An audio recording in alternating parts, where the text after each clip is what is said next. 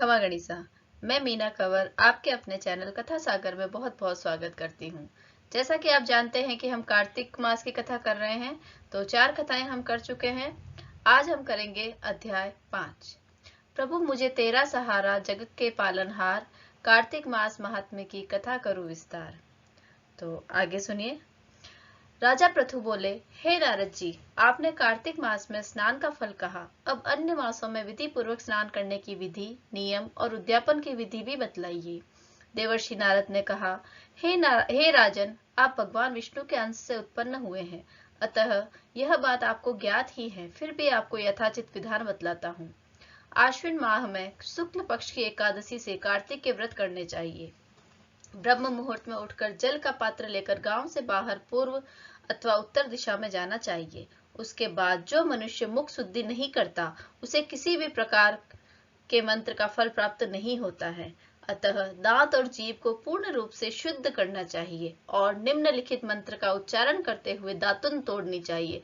हे वनस्पते, आप मुझे आयु, कीर्ति, तेज, प्रज्ञा, प्रशु, संपत्ति, महाज्ञान, बुद्धि और विद्या प्रदान करो।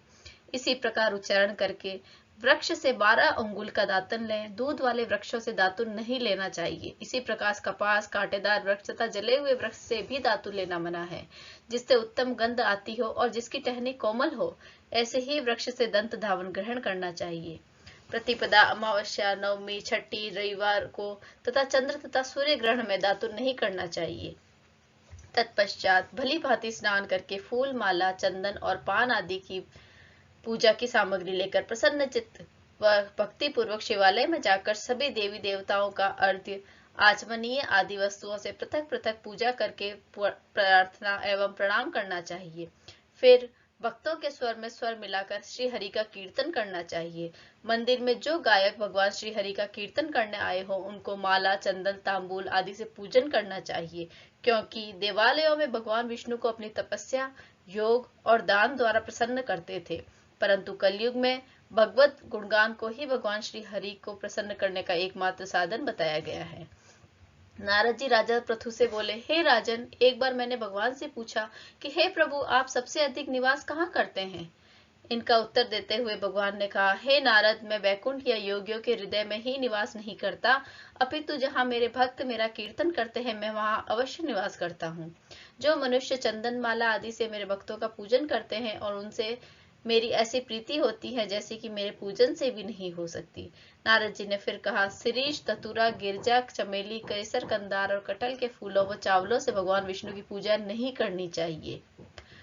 अड़हल, कंद, गिरीश, जूही, मालती और केवड़ा के पुष्पों से भगवान शंकर की पूजा नहीं करनी चाहिए। जिन देवताओं की पूजा में जो फूल निर्दिष्ट हैं, उन्हीं से उनका पूजन करना चाहिए।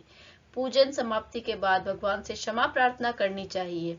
हे सुरेश्वर, हे देव, न मैं न मंत्र जानता हूँ, न क्रिया, मैं भक्ति से ही हीन हूँ। मैंने जो कुछ भी कहा, जो कुछ भी आपकी पूजा की है, उसे पूरा करें। इस प्रकार से हमें प्रार्थना करनी चाहिए और ऐसी प्रार्थना करने के पश्चात साष्टांग प्रणाम करके भगवत कीर्तन करना चाहिए। श्री हरि की कथा सुननी चाहिए और प्रसाद ग्रहण करना चाहिए।